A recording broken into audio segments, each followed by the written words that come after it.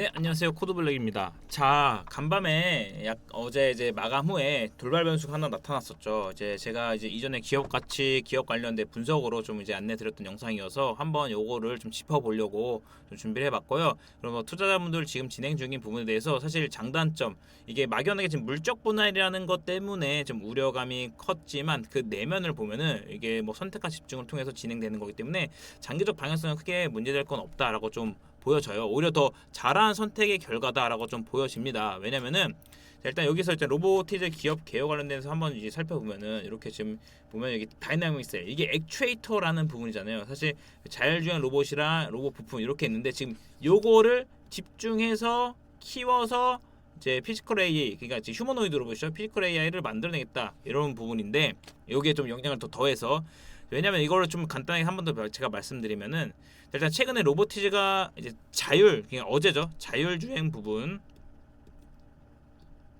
자율주행 보세요. 요게 비용도 많이 들고 이제 적자를 계속적으로 키워나가고 있었던 상황이에요. 근데 여기서 이제 로봇 액추에이터는 다이나믹 셀이라는 국산화에 성공을 하면서 세계적으로 인정받았어요. 왜냐면은 구글, 그다음에 테슬라 이들한테 공급을 하면서 레퍼런스 쌓았기 때문에 국내에서는 거의 이제 독보적으로 이제 앞서 나가고 있는 그런 상황이다라고 좀 볼 수 있을 것 같고, 그러면 요거를 이제 떼어낸 건데 왜 그렇게 떼어놨을까? 자, 하나씩 좀 살펴보면은 일단 이번 분할 단순한 사업 재편은 아닙니다. 사업 재편은 아니에요. 회사가 미래의 성장성과 수익성을 극대화하기 위해 전략적으로 선택할 수 있는 부분이고, 특히 로보티즈는 로봇용 액추에이터 분야에, 자, 이게 액추에이터 분야, 여기에 독보적인 기술력을 보유하고 있어요. 특히 테슬라, 구글과 같은 글로벌 기업에 납품한 레퍼런스를 가지고 있다는 거예요.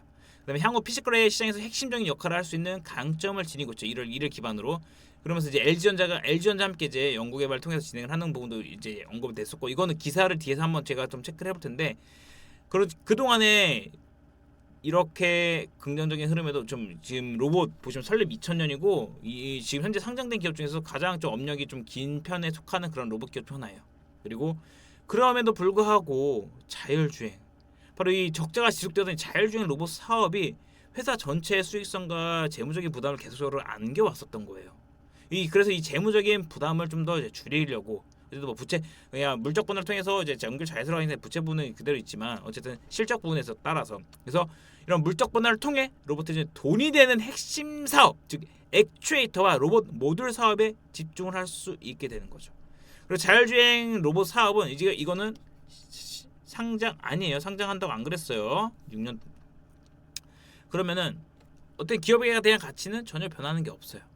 그러면 선택과 집중 더 해낸 건데, 그럼 기본 로보티즈의 재무 부담은 줄어들고, 그리고 핵심 사업의 경쟁력, 지금 기술 지금 AI에서 하루라도 뒤처지면은 경쟁력이 도태되는데 이 경쟁력을 계속 좀 키워 나가고자 하는 그런 부분에 집중할 수 있다 이렇게 되는 거죠.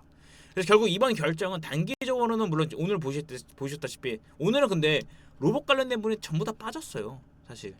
근데 이제 아무래도 물적 분할이라는 것 때문에 좀 더 이제 빠진 게 있긴 하지만, 그 물적 분할이라는 것만으로만 이렇게 하는데 세부적인 내용은 이렇다 이러는 거예요. 그래서 장기적으로는 기업 가치의 증대와 수익성 개선에 긍정적인 영향을 미칠 수 있는 그런 결정이었다라고 좀 볼 수 있을 것 같고요.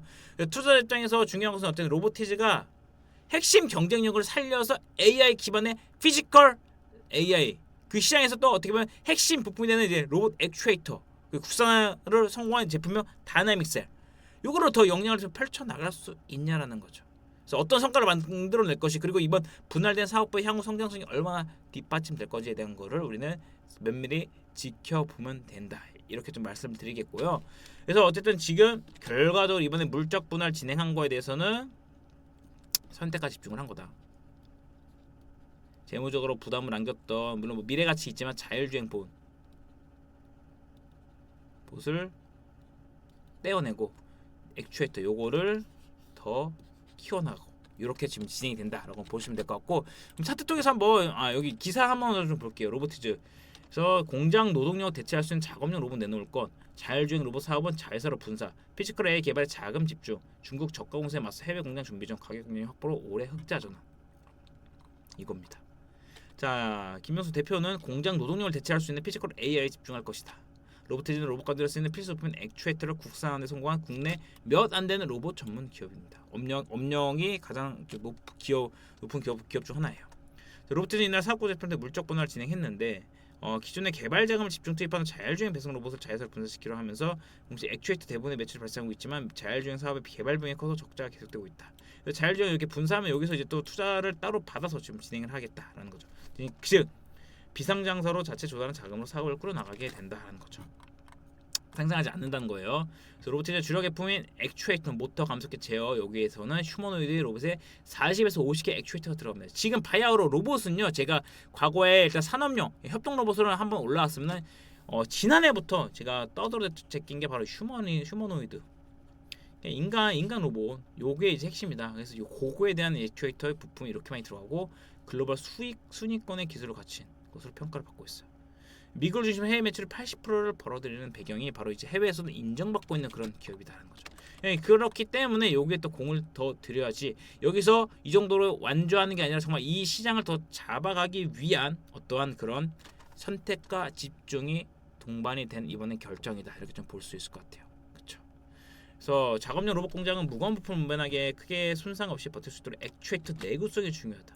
로보티즈가 피지컬 AI에 유리한 입지에 서 있다고 판단되는 배경이다. 그래서 로보티즈는 벌써 피지컬 AI 상용화 직전 단계까지 진행된 상태로 매사추세츠 공과대학 연구진과 함께 피지컬 AI를 공동 연구하고 있고 프로토타입 로봇을 데이터를 수집 중이고 연내 출시 가능한 것으로 좀 보고 있다. 그냥 이만큼 가까워졌기 때문에 좀 가능히 한 거고 LG전자가 이대주들이 있었잖아요. 그렇게 되면 LG전자와의 협업도 본격화될 거다. 삼성전자도 그렇듯이 LG전자도 지금 이러한 부분에 뒤처지면 안 되죠. 그렇기 때문에 이렇게 좀 보시면 될 것 같고 그래서 이번 차트 통해서 한번 좀 말씀드리면은 지금 쿵 찍고 나서 재차 좀 반등하죠. 점심 때 조금씩 좀 더 반등을 해 나가고 있는 상황이에요. 그렇죠? 그리고 나서 보시면은 여기서 이제 바닥 찍고 나서 턴 하는 부분.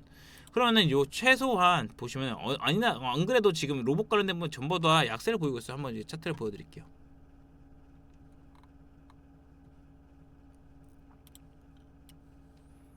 자, 로봇 관련된 건데 지금 이렇게 지금 전반적으로 다 약세를 보이고 있단 말이에요. 그렇죠?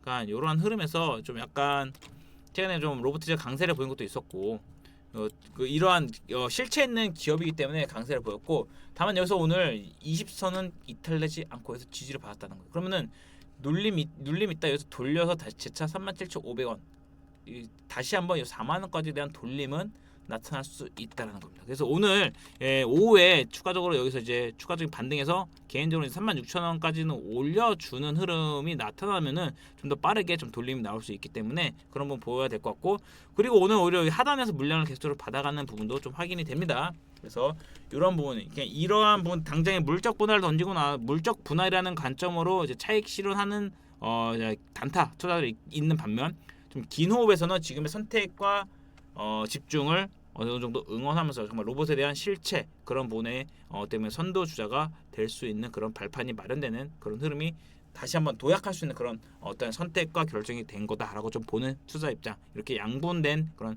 시각이 있기 때문에 그렇게 관점으로 해서 저는 이제 후자로 좀 더 잘 되기 위한 장기적인 방향성에 대해서 긍정적인 부분으로 좀 무게를 두고 이번에 진행된 거다. 그리고 사실 이렇게 뭐 적자 사업을 떼어내서 돈 안 되는 걸 떼어내고 돈 되는 거에 집중한 보통은 물적 분할을 돈 되는 거를 어떻게 더 키워보려고 그거를 어떻게 뭐 재성장이라든지 이런 부분에 대한 문제가 됐지만 지금까지의 사례와는 좀 더 다른 그런 뭐 사례를 하나 남겨놓은 거다라고 해서 이런 부분은 그래도 좀 어떻게 보면 나쁘지 않은 그런 흐름이 좀 되지 않았을까. 당장에 뭐 로봇 배달에 대한 기대감도 있긴 했지만 당장은 로봇 배달보다는 요 흐름은 지금 뭡니까? 액추에이터 관련된 휴머노이드 관련된 부분으로 좀 올라왔기 때문에 그런 부분 좀 더 집중해서 투자하는 분들이 더 많이 존재하고 있다 이렇게 좀 보시면 될 것 같아요. 네, 자 이렇게 좀 로보티즈 관련돼서 좀 제가 어쨌든 여기서 이전에 좀 이 하락 전에 여기서 좀 잘 공략하고 나서 좀 단계적으로 채웠지만 어쨌든 좀 중장기 관점으로 좀 잡아가시는 투자분들도 많기 때문에 이런 부분 한번 좀 체크를 해서